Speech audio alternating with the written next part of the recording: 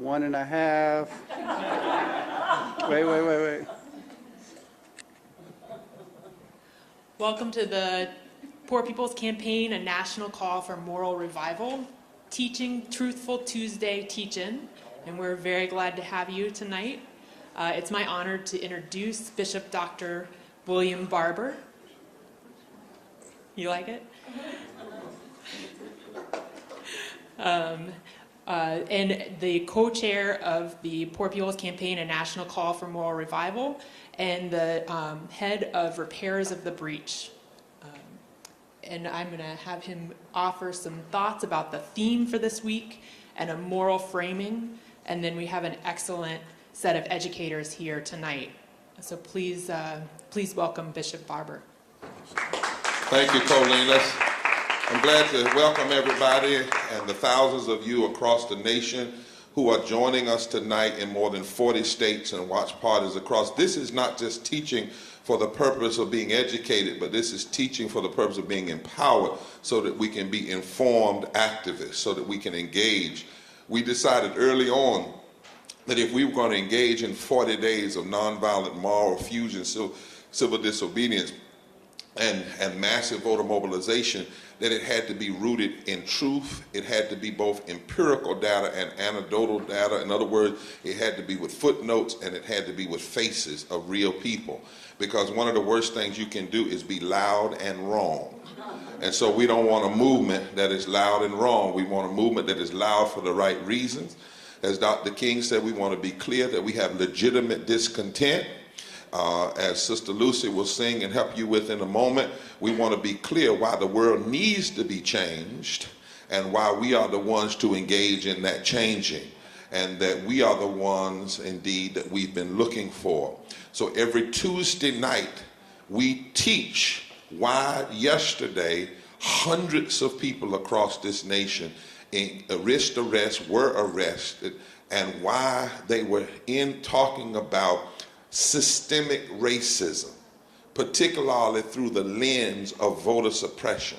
Why were they talking about systemic racism and talking about it in a way not just in terms of personal relationship, but in terms of systemic policies?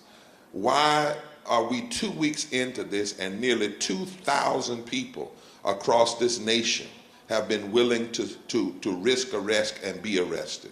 Why are there actions happening in 40 states and the District of Columbia? Why have black and white and brown and red and yellow and Jewish and Christian and Muslim and Hindu and Sikh and people not of faith but who believe in the deep moral traditions of either our Constitution or their own philosophical traditions? Why have gay and straight? Why have people in the South and in the North and in the West and in the East come together for the 40-day launching of the Poor People's Campaign, a national call for a moral revival? Why are people calling for a political Pentecost, a change in this country? Why are we challenging Democrats and Republicans? Why are we challenging those who obstruct, but also those who are often reluctant to really deal with the issues? Why are we saying that we can no longer have a conversation politically in this country or an agenda that talks about the middle class and the military but never says a word about the poor? Why are we saying something is wrong when you have 26 presidential election debates on both sides of the aisle and not 1 hour on the Voting Rights Act and voter suppression? Why? In a democracy. Why is it that we're saying we won't be silent anymore? Why is it that we're saying that while the Russia is the headline, even before Russia, the headlines ought to be how voter suppression hacked our system? This is about teaching that is deepening our understanding, deepening impact the communities. And why are we having live streams? Well, 50 years ago, when the Poor People's Campaign was in Washington, D.C., they had this kind of teaching every night. A lot of people don't know, though, 50 years ago, they were able to get a 2-week permit to put up the shanties. Today, you can't even get a permit. You can't even get a permit. Now, they overstayed their permit by 4 weeks, but we haven't even been able to overstay because we can't even get a permit because the law is now such that they don't even allow you to stay on federal ground. So how do poor people lobby? They can't pay $500 a night, $300 a night for rooms. So basically we have an impoverished democracy that has literally locked the poor out. And you don't even hear the word poor in the political discussion. You don't even hear the word poor from the floor of the Congress. And when it's mentioned sometimes slightly by, for instance, Republicans, they blame the poor as though the poor have some morality problem, personal morality. When Democrats dare to say it just a little bit, they quickly move back to talking about the middle class and some neoliberal argument that somehow if you just talk about poverty and income and you don't deal with issues like race, that somehow you can solve the issue in America. But we know in America there can be no transformation in our society if you don't deal with systemic racism and systemic poverty together. In fact, Dr. King said 3 things: militarism, poverty, right, and racism. We say today there are 5 interlocking injustices. 5.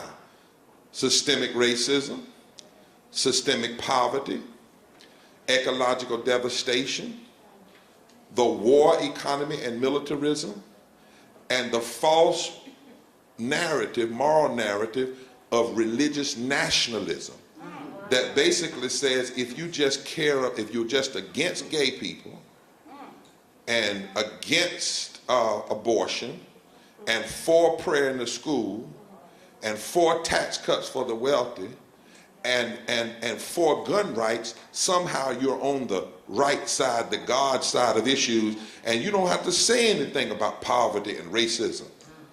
Those are 5 interlocking injustices that do not just threaten the Democratic Party or the Republican Party, they threaten the very heart of our democracy. And that is why people all over the country are coming together.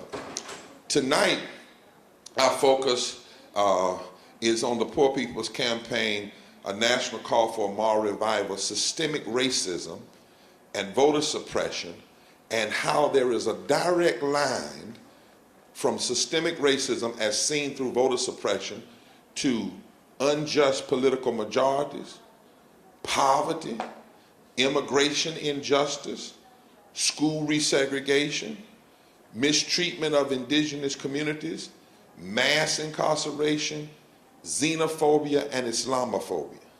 And I'm going to say to the audience, even though we're live streaming, y'all can get loud and draw a cloud in here. Y'all can say something. That what we have found is that wherever there's voter suppression, and since before Trump, we've got to help people get we've got to help people get over their addiction to Trump so they can really have a deep analysis of how Trump came to be. And before Trump was even running for office, since 2010, 23 states have passed voter suppression laws.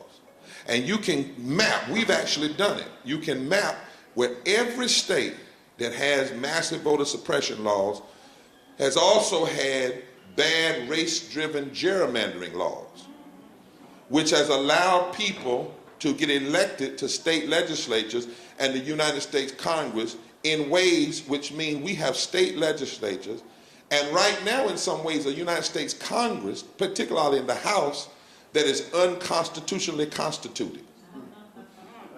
Because there are people sitting in those offices that would not be there if it wasn't for voter suppression and gerrymandering. That's right. Once you see that, we then find out, and here is the strange irony, that people, when we look at it empirically, the people who then vote, who then benefit from racist voter suppression and racial gerrymandering that's targeted toward black people and brown people, once they get into office, they end up passing laws that hurt mostly poor white people. And we have to expose that trickery to our white brothers and sisters. I don't blame them. that people are going out and telling them lies and getting their votes, telling them that voting, they need to have photo ID laws to protect voting, and they're trying to protect the franchise, when what they're trying to do is unravel the franchise, and then when they get elected, they end up blocking living wages. They block anti-poverty programs. They pass the worst laws against gay people and the worst laws against our immigrant brothers and sisters, and they defund public education, and they support policies that resegregate our schools, and they block health care, and they pass laws that create more mass incarceration. But it all begins with massive voter suppression. And here we are at a time when we have less voting rights than we had 53 years ago, and it's not even being discussed in the headlines. That's why we have to have a movement to demand and understand the intersectionality of these issues. And so that's why we're here tonight. That's why we have this tremendous panel led by Penda Hare tonight, who she will introduce in a moment, because these are movement folk. They don't just do this just to stay in offices. We have a panel tonight that informs us how to fight. Yeah. I call them the sister, the sister team. They like super sisters. You know, I got on the phone and called every one of them. I said, I know all of y'all, and I've been doing that. I said, I called every one of them. So we need you. We need you, just like ancient Israel needed Deborah.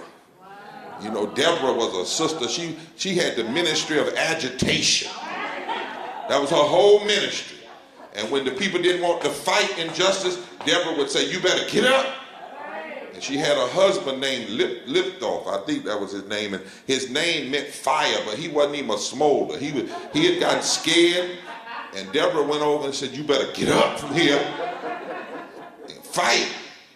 You know, the Lord didn't put you here to be the beneficiary of 350 years of other folks fighting, and then you get the rest. You know, if we don't fight to stop voter suppression and make the connection and understand why voter suppression can't be just a black issue where black people work on it. Just like racism can't be a black issue. I mean, it's targeted at black people and brown people, but racism is really a target at democracy. A white nationalists don't just hate black people, they hate democracy. And we can't just talk about racism when it's Charlottesville and then after that it's over. As bad as that was, and horrific as it was. We can't just talk about racism when somebody calls you the N-word, because most people have gotten smart enough not to do that. What we have to talk about, and I'm going to just say it plain because I'm trying to stir up some, we have to talk about the niggerization of policies. We have to talk about policy violence. We have to talk about when people stand up and never say the N-word, but they're passing policies, and when they pass those policies to suppress the vote, at the same time they're going after my white sister. Right? And that's the fusion. Dr. King said at the end of the Spelman to Montgomery march, he said that in American history, there is a white aristocracy that's formed in racism that has always at every turn done everything they could to stop black, brown, white alliances. Right. That's right. And every time you see the policies of voter suppression coming out all over the country, it means that the extremists, the aristocracy, sees the possibility of black, white, brown alliance, and they start trying to cut it off. That's right. After the Shelby decision in 2013, we've seen massive voter suppression, and Barber and Penda tell you all about that. I'm not going to talk about what that decision meant and what it means now. And the fact that we should be saying, you know, we're getting ready to go into a third election without the full protection of the Voting Rights Act. And then there's some people say, well, you can just overcome that with massive registration. No, you can't. You've got to have both. It's not either or. It's both and. So I'm glad that Liz Theo Harris, our co-chair, is here. And that's why tonight is so important. So let me do this real quickly. 3 T's I want to lift up to frame. Was my point tonight is to frame this conversation for the audience online and in here. First of all, why are we talking so much about voter suppression and talking about it as a moral issue? Theologically, that's the first T. The first and greatest sin, whether it's in Judaism, Christianity, or Islam, and almost in almost all faith traditions, is the sin of idolatry. That's the greatest sin of any religious tradition. It is to play God, worship self, worship your kind above other kinds. The sin of idolatry. In the Christian, Judeo-Christian story of creation, whether you believe it as a story or a matter of faith, it says that when God created everything, God created male and female. He created them. But there's a word that in the image, in the imago Dei, not as God, but in the image of God. Right?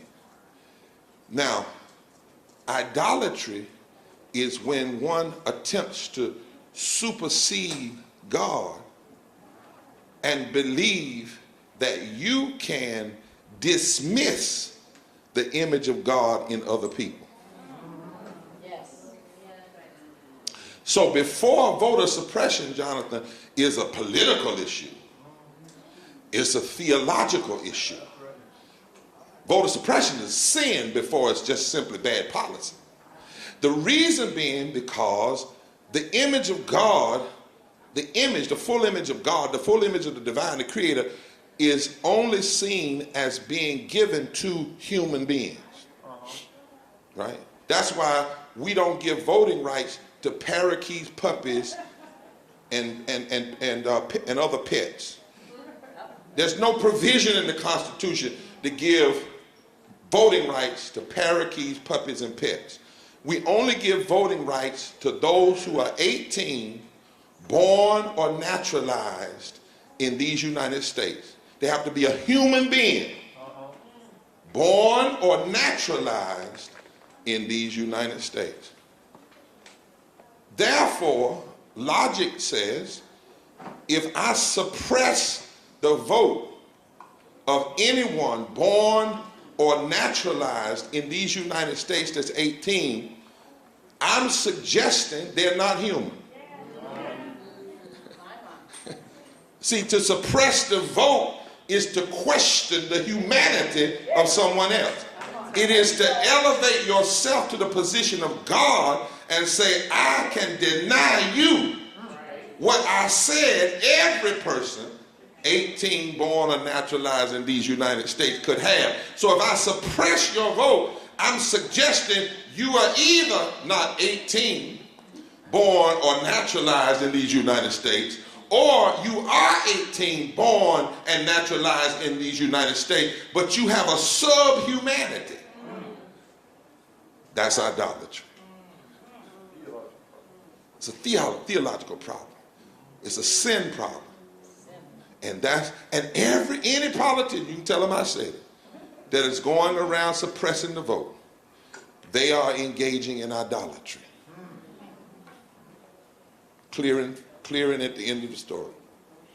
Now, the second T I want to suggest is timeline.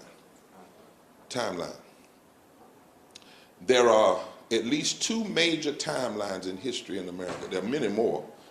But one timeline is the line immediately after slavery, after the end of slavery, called the Reconstruction. And in 1863, before the Civil War was over, we got the 13th Amendment. But right after the war was over, in 1868 and 1872, we got two amendments. And without these three amendments, the Constitution was really a flawed document. And in fact, I get so bothered by folks saying the most important amendment is the Second Amendment. The most important amendments are the 13th, 14th, and 15th Amendment. And then, of course, the 26th Amendment about women. But let's deal with the first two. The 14th was equal protection under the law as a non-negotiable. As a non-negotiable. Because these are the laws that these lawyers use whenever they're fighting voter suppression. You cannot deny anybody equal protection under the law. The Third Amendment was the voting amendment, 15th Amendment, that no government, nobody has the right, watch this, to deny, but they didn't just say deny. They said and or abridge. And I like to simply say, Pender, I'm not a lawyer, I play one on Tuesday, that abridge means you can't take the bridge. In other words, you can't remove what gets me over there. And by 1872, 75, by 1872, in the South, every state legislature, once voting was open to black men and white men, no, it still wasn't women, but all black men and white men registered, born and naturalized 18, when voting was open, in less than 7 years after slavery, every Southern legislature was controlled by a black caucus. It actually was controlled by a black-white fusion caucus.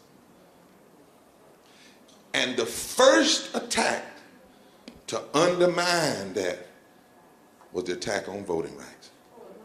I said the second point is timeline.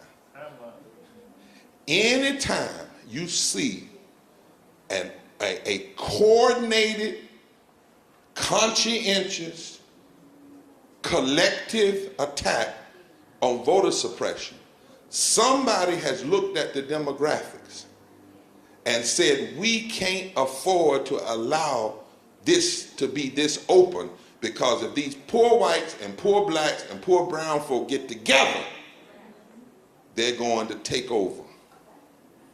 That's really what's behind immigrant injustice. It's not that they don't want the immigrants here, they just don't want them to be able to vote. They want them here to work and pay taxes but not vote. Because if they connect with black and white and brown people, that changes the demographic, and especially in the South. Say timeline. Now the second timeline is when Dr. King was being killed, was killed, and the Poor People's Campaign was starting, but this movement was being assassinated. Right as Dr. King was being destroyed and the movement was being shot, another movement was rising called the Southern Strategy. Right. 1968, Kevin Phillips told Richard Nixon two things. This is how we can win forever. This is how we can win for 50 years. And this is the 50th year. See, if you know this history, you know Donald Trump was planned for 50 years ago. A candidate like him. He benefited from a culture that was cultivated for 50 years. 50 years ago, they said, here's how we win in America. Number one, we have to first make sure we lock up the South. 171 electoral votes in the 13 former Confederate states. How do we do that? We have to turn black and poor white people against one another. That's the first thing we have to do. Second, we have to suppress the vote. We cannot allow the 1965 Voting Rights Act to be used without challenging it. And no state in the South ever had a period of 10 years where they stopped discriminating. If they had, they could have opted out of the Voting Rights Act pre-clearance. They couldn't resist, because voter suppression in this historical timeline is always the first move to block the possibility of reconstructing the American society. And Reconstruction from 1954 to 1968 had changed America, and people were sick of the change, and so the first thing they chose was division and suppression of the right to vote. Could it be that the reason we're seeing so much suppression, and we've seen so much, Barber, for the last 10 years, is that we're in the middle of a third Reconstruction? And people are simply trying to block it from coming to its full fruition. In other words, the very people that claim they don't believe in abortion, they are trying to abort a third Reconstruction. Now here's the last point. Theology, timeline, turn around. Turn around. These sisters are going to show you tonight across the nation why right now we have the power to turn it around. That's right. Even this Supreme Court is having to agree that some of this stuff is surgical racism, which is amazing. But right now in the South particularly, and in some parts of the Midwest and the Wheat Belt and the Rust Belt, if you register 30% of the African American vote and they connect with progressive whites and progressive black, Alabama doesn't have to be an anomaly. There are 4 or 5 states in the South right now you could flip if you restore voting rights, block voter suppression, and at the same time engage in massive voter mobilization. You could flip North Carolina, Georgia, Florida, Texas, and probably Alabama, and some people think Georgia, and maybe Mississippi. And if you do that, the whole country, politics has been changed, and we are then fully in the midst of a third Reconstruction. This is not the time to whine. This is the time to fight and the time to be organized, because the very tactics that the extremists are using, Penda, is proof of our strength. People don't cheat you if they can beat you in a straight up fight. You need to hear what I just said. Y'all didn't get that. Sometimes your enemy is actually proving your strength. You didn't hear what I'm saying? If folk have to suppress the right to vote, come up with photo IDs, block students on campuses, create racist gerrymandering, put $10 billion into this elections, as John Nichols called, trying to make it a dollarocracy rather than a democracy, and then go all the way to Russia and Saudi Arabia to get help to win. They are not doing that because they're strong. They're doing that because they're weak, and they are hoping that we don't figure out just how strong we are. They are hoping that black people will stay over here and deal with racism, and white people will get over here and deal with environment and economics. And they do not want us to have a fusion movement where we all come together and we understand that voter suppression is an attack on all of us. But guess what? In the Poor People's Campaign, a national call for a moral revival. Did y'all see Nick yesterday at the rally? Nick from Appalachia, who said, I was taught all my life that black people were the reason for my problem, but I found out that was a lie. And he said there are white people up in Appalachia that are ready to organize, and there are black people down in Alabama that are ready to organize. And if we get black people from Alabama and white people from Appalachia, and they all start understanding their power, oh, what a day it's going to be in America, Lucy. We're going to change the world. That is why it is important that you hear this teaching tonight. That is why I wanted to set the theological, the time, and the turnaround framework tonight, and then turn it over to my counselor who represented me in court, Ms. Penda Hare. And not only did she represent us, but she helped lead the victory against the worst voter suppression law since 2013, really since Jim Crow in North Carolina. And they told some people in the progressive community told us not to fight, but we knew something. We never lost a battle we fight, and the only battles you lose are the ones that you choose not to fight in the first place. Penda Hare's gonna lead us tonight.